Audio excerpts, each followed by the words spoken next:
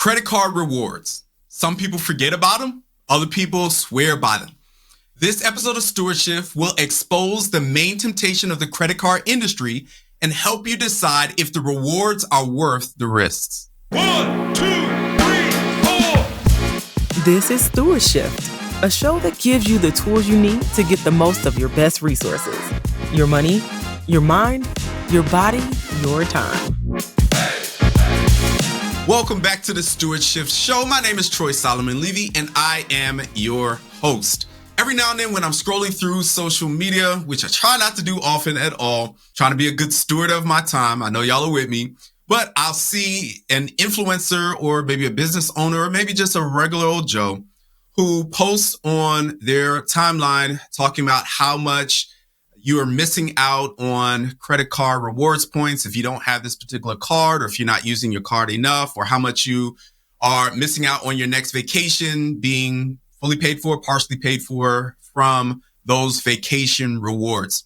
And they'll usually post or show some part of the story, but not the full story. And we're just going to kind of go through what they'll usually show and what they may not show. So what they'll usually show is how much they would have spent for the trip if they hadn't used their rewards or their miles or their points or what have you. So they'll show the amount that the trip cost and how much out of pocket they would have had to come out of if it weren't for the almighty credit card company that saved the day, that helped to pay for their next vacation.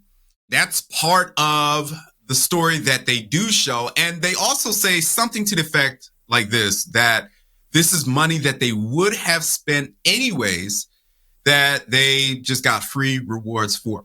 So many times we'll look at what they post, and I'll be honest, sometimes I would dare say most of us, if we could all tell the truth, have a bit of FOMO. We have this fear of missing out. Like we feel like we're missing out on what they have, and maybe just a slight bit of jealousy. Can we just be honest that, man, how did they get to go on this nice vacation or buy this nice thing?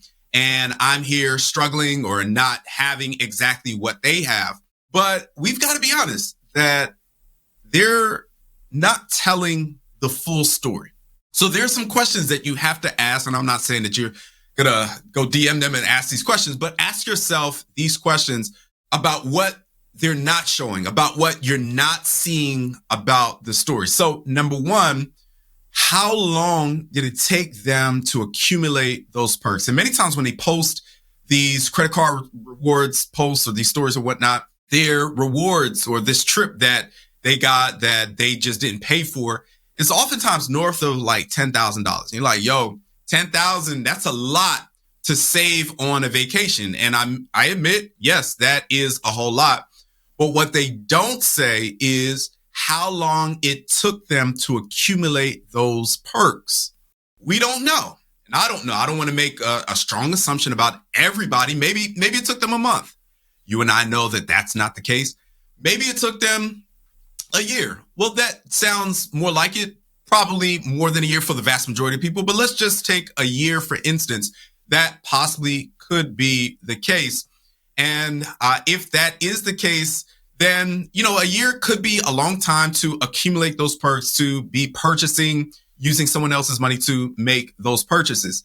Now, it's really not that long. And I would dare say that the vast majority of people are accumulating, if they're posting something serious like upwards to $10,000 or north of $10,000 in terms of rewards, they're more than likely taking a whole lot longer than a year to accumulate those perks. So let's just be honest with ourselves. You can't accumulate those perks, just the average Joe, overnight. That just doesn't happen. Okay. So how long did they accumulate those perks? You also have to ask the question, how much did they spend in order to accumulate those perks as well? So if they accumulated, let's just call it $10,000 or so of perks, of rewards, then they would have had to spend a whole lot of dollars in order to get those $10,000 rewards points or just money in rewards. So let's say their cashback or the rewards was, if you spend, let's say $100, then you get $2 in rewards. That's literally a 2% cashback or reward system. And if you're accumulating $10,000 in rewards, let's just call it, then you're having to spend, let's say it's 2% cash back. You're having to spend, if my math is correct, I think that is $200,000. Don't quote me on the math, but I'm just kind of going based on the top of my head. That's a whole lot of money to spend in order to get what they posted on their page, on their timeline, right? So they don't say how much they spent in order to accumulate those perks. And if they did post that, then you might be a bit maybe turned off against, spending $200,000 is a whole lot in order to pay for your next vacation. That is a risk. People also do not say how much time and attention they use in order to pay for those perks. And when I say pay for those perks, everything in life, and I have enough experience in life to understand this dynamic, that not everything that's free in terms of money is in fact free. Now, I'm not against reward systems at all. I do have some with a particular hotel brand. It's not a credit card rewards points thing, but I do have rewards. I do use certain brands often enough to be able to accumulate some rewards. So I'm not against rewards at all, but experience has taught me that when someone is giving something away for free, that it usually isn't free in terms of your time and attention. It's only free in terms of money, sort of, which, for these companies, it's a sure way to most likely get your money in the long run. Now, again, there's nothing wrong with rewards and those kinds of things I'm talking about for outside of credit card companies. I just don't do the credit card thing. But outside of credit card companies, there's nothing wrong with rewards. That's okay. But just understand that you are spending something, even if it's free in monetary terms. You are spending your time and attention. I've had to, at times, stop myself because I tend to be a junkie when it comes to checking those rewards and whatnot. So if you're not spending your money, just pay attention to yourself spending your time and your attention. Maybe I'll do a video on that dynamic in the future. What they also don't say is that credit card companies usually have a cap on how much rewards or how many points, how much money they're willing to dole out for you for free. Maybe the cards that they're using don't have a cap. I'm not even exactly sure what the situation might be for each individual person, but credit card companies do usually have a cap for how much you can accumulate in terms of rewards. And here's the very, very last thing. Here's what, especially for business owners, here's what they do not say when they give these high numbers that they have accumulated, is that the vast majority of businesses do not succeed. That is a reality. Now, I'm not a doomsday person. I'm not here to be cynical, but we just got to check the numbers. Like, numbers just don't lie. The vast majority of businesses do not succeed. And here's why I say that. When you and I put our business expenses on credit cards, or we open up a business credit card, I would dare say we are even more at risk of accumulating debt or carrying a balance from month to month than we are with a personal credit card.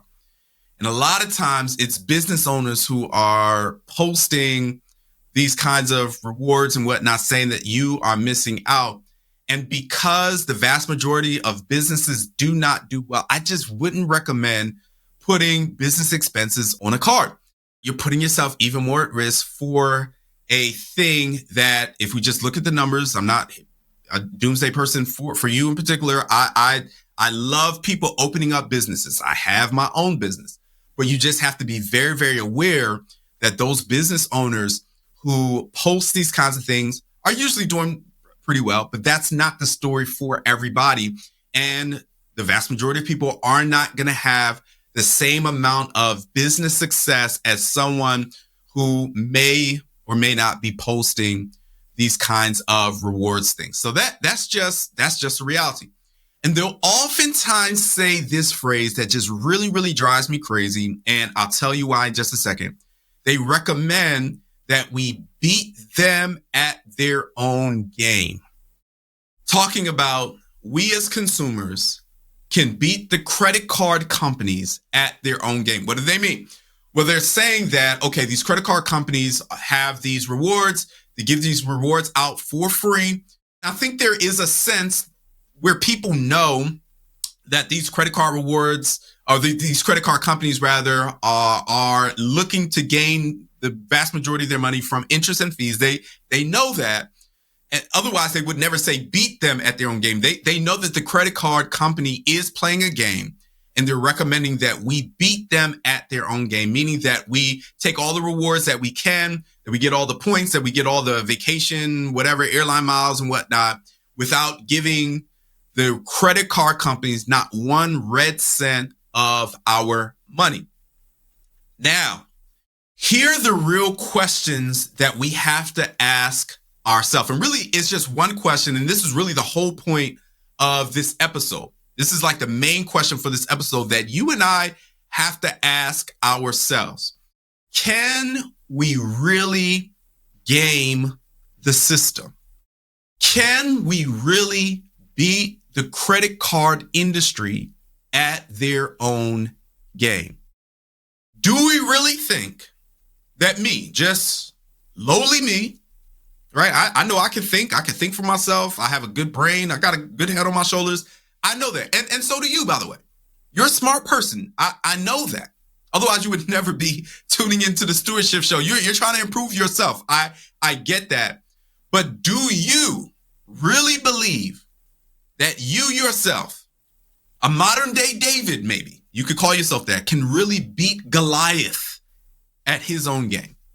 Do you really think that, like, just me by myself can beat a multi-billion-dollar industry at their own game? Like, the odds are just stacked against me individually as a consumer, as a customer, a so-called customer. I'm not a customer of theirs, but you get the point. Can I beat the multi-billion-dollar industry by playing their game? Now, I believe that I can beat them by not playing their game. That's just me personally. I know that about myself. When I just kind of stay in my lane, use my own money, don't worry about what they're doing. I don't care what someone's posting. I don't have this fear of missing out. But I'm saying with me, with you, participating in not your own game, but in their game, do you really believe that you can be in their system, using their products, succumbing to their marketing, play their game, and win? Do you really believe that? All right, so we're going to answer this question, and we're going to answer it in two ways. So we're going to answer it individually. Can an individual beat them at their own game? Then we're also going to answer the question collectively. Can we talk about people, consumers, collectively beat them at their own game? So the short answer to the question, can we beat them at their own game? Can we really game the system? The short answer is yes. And that's the individual answer. Yes, we can. I have a friend who he's probably had a credit. We probably both got our credit cards. We went to undergrad together. Probably both got our credit cards around the same time. I was probably 18, 19 years old when I first got a credit card. It was in college. They allowed the recruiters to come on campus. I hate the fact that they allowed that, but it is what it is. And by the way, last time I checked, those laws have changed. Credit card recruiters can no longer come on college campus. As far as I think I searched this probably 2 or 3 months ago, they cannot do that anymore, thank God. But it has probably been close to almost 20 years. And I have a friend who got his credit card probably around the same time. And he told me several months ago, he said, look, you talk about credit card this, credit card that. I have never, ever carried a balance. I have never, ever paid any kind of interest or any kind of fees. And I told him, and thank God. Thank God. He beat them at their own game, according to the usual definition that we throw out there. He got the rewards. He got the points. Maybe he went on his next vacation because of the credit card system. So individually, that is possible to beat them at their own game. But I do want to give a word of caution, a strong word of caution, because the vast majority, I think it's upwards to almost 90%, maybe last time I checked, it was about 88%, if I remember correctly. 88% of people do not have that story. So let's just say 12% of people have that story of my friend I went to undergrad with who have never, ever paid interest or fees. It's a very small sliver. We're talking about let's just say 1 in 10, just to use round numbers. 1 in 10 people. So let's just do the flip. 9 out of 10 people have been bitten by the snake called the credit card industry. So the vast majority of us think that we would never be the one, when in fact, most of us, 9 out of 10 of us, are the one. And do you know what the credit card industry calls people, that small sliver, if I remember correctly, again, I think it was 12% of people who have never paid interest or fees from their credit cards. You know what the credit card industry calls that small sliver of people who they've never made any money off of? They call them deadbeats, meaning that they're good for nothing. Now, this is a multi-billion-dollar industry playing a game that you and I know that they want to win at. Like, they're putting billions of dollars towards this to get us to lose. And on top of that, they call us deadbeats if they don't make anything off of us.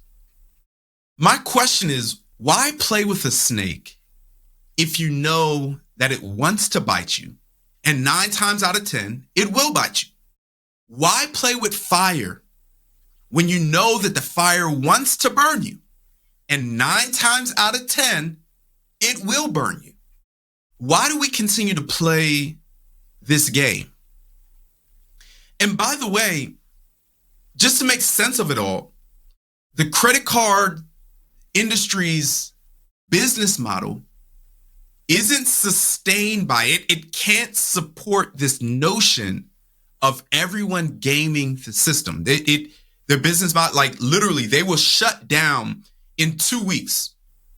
If everyone started gaming the system and winning or making more off of the credit card industry than the credit card industry is making off of them, their whole business model is structured so that you lose and they win. It can't support everyone gaming the system. Literally, 9 people out of 10 have to lose the game in order for them to win. And they know that. They're okay with 12% or 1 out of 10 or however you want to structure that number. They're okay with that small sliver of people beating their system. They're okay with that. Even though they call you deadbeats, they're okay with that because they know that small sliver of people, that many people will post about it on social media, talking about how much they're winning and how much the rest of us are losing if we're not getting these credit card rewards. This is free advertisement for them. This is free marketing for them. They want someone to win so that the rest of us can feel like we're missing out and jump on board so that we can look like we're winning like everyone else, but they know that 9 people out of 10 will eventually lose. So they're okay with that. They love the fact that a few people here and there will game the system, beat them at their own game, quote unquote, because they know that it keeps the game prolonged in their favor. They know that. So their business model just can't sustain it. So the short answer, like I said, individually, yes, it is possible to beat them at their own system. It is possible to get more rewards from them than you give in terms of interest and fees. But the long answer is no. And that's the collective answer. No, we cannot beat them at their own game. We have to ask ourselves this question just to help make sense of things, right? This question is particularly for credit card companies or companies, banks who also have credit cards, if that makes sense. So let's just say maybe Capital One or Chase or someone like that, because not every Obviously, not every credit card company is used as a bank. Okay, we know that.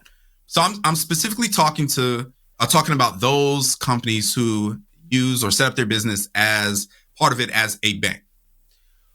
The question is, why aren't they so willing to offer these free perks and rewards and points and mileage and whatnot to debit card users, like they're so willing to give these free perks to credit card users?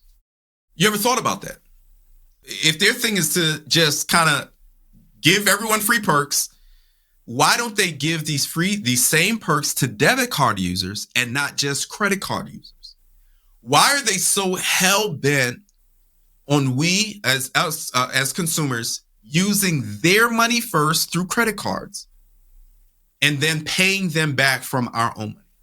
And that's the essence. If you didn't know, that's the essence or the difference of using a credit card versus using a debit card. A credit card, just to boil it down very, very simply, a credit card, you use their money first and then you pay them back for using their own money.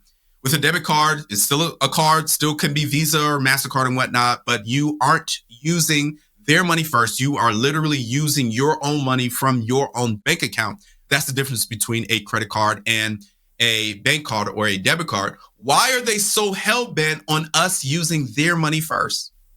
If they really want to help the population go on their next vacation, why won't they allow us to use our debit card and then give us perks based on the debit cards? And I know that every now and again, there are some, I'm not ignorant of that. There are some companies who give very, very small. Then now the perks tend to be a whole lot smaller than the credit card companies. But those perks they're few and far between. All right. But I do understand. I do know that there are a very small minority of companies that may offer something very, very small.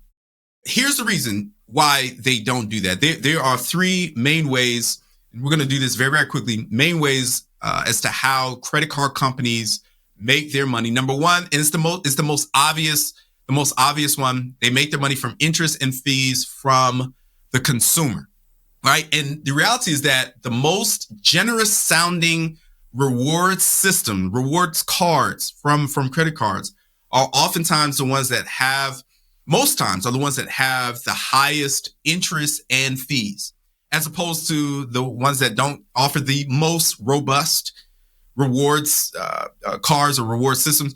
They oftentimes have the smallest amount of interest and fees, or the interest rate tends to be a lot smaller. So there's this just kind of a balance act that they are playing.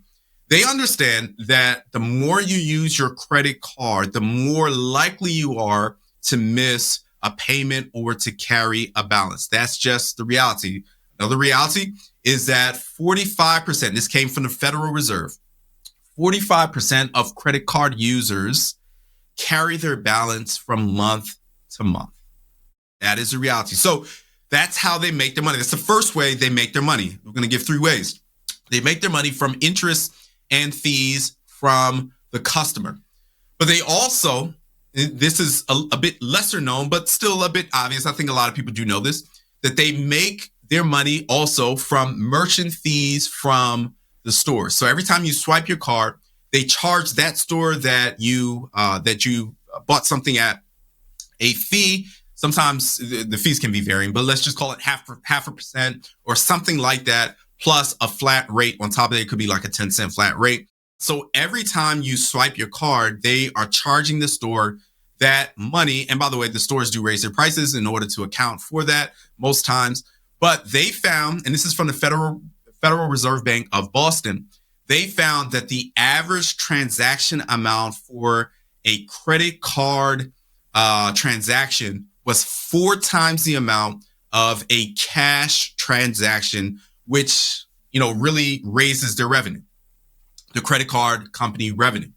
So that's the second way that they make their money. That's interest and fees, and then from merchant fees to the stores. But then there's a third way that you may not necessarily be aware of, and that's by higher spending by consumers. You may not understand, and this has a lot less to do with the credit card companies and a lot more to do with the psychology of human beings. When we swipe our cards, psychologically, we spend more, like we focus a lot less on how much we're spending, and we just spend a lot more than we initially would have intended on spending if we had used cash. Also, on top of that, they found that, and this is the Federal Reserve again, they found that people who had both a rewards card and a non-rewards card used their rewards card a lot more often and spent more. They didn't just use it more often, but they spent more every time they swiped on the rewards card than they did on the non-rewards card, which boosted up the corporate profits for these credit card companies. Like their bottom lines were swelling, like on 10, on 100, because we tend to spend more when we know that there's a reward coming.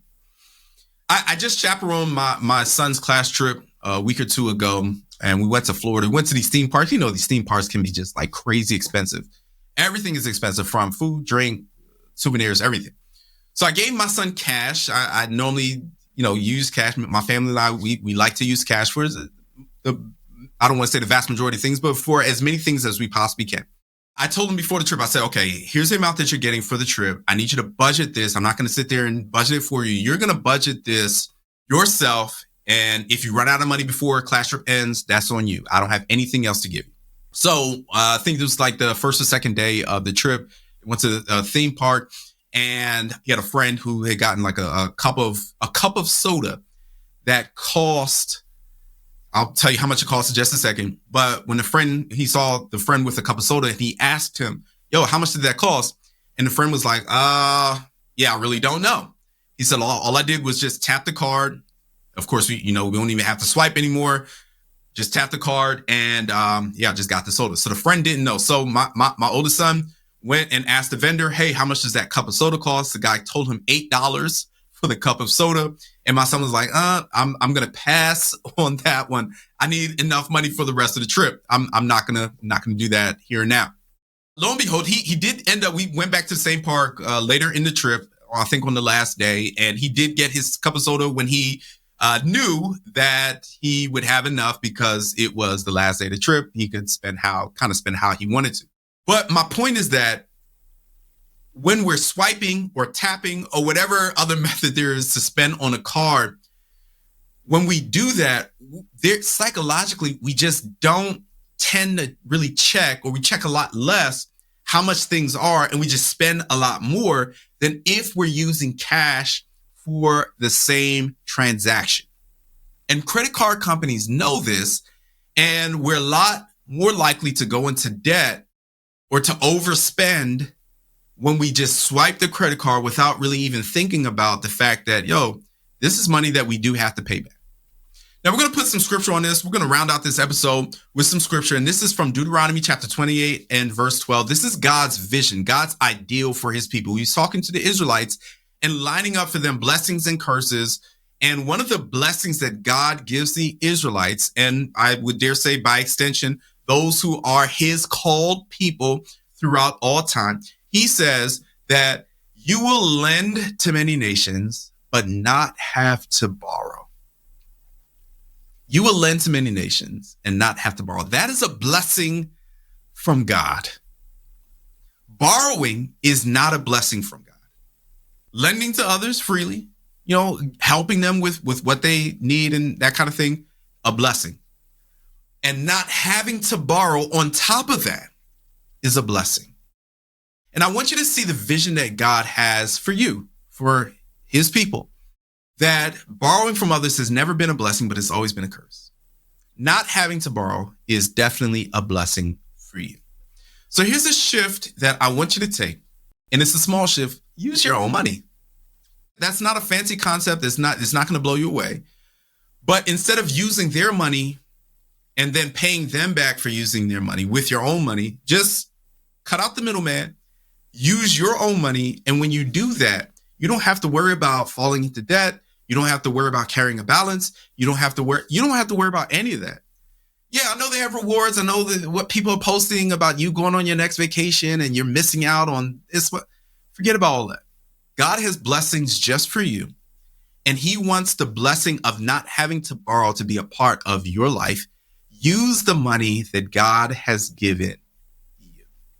The bottom line is that the average millennial with a credit card debt has a $6,500 balance. That is the reality. That is the bottom line. And that's something that I want you to avoid with everything that you have, with every fiber of your being. Use your own money so that you don't have to worry about that kind of debt at all in your life. Look, for more information on credit cards and debt, check out my other video on why good debt does not exist. Get it right. And when you get it right, when you live out God's vision for your life, just know that he will take you as far as you need to.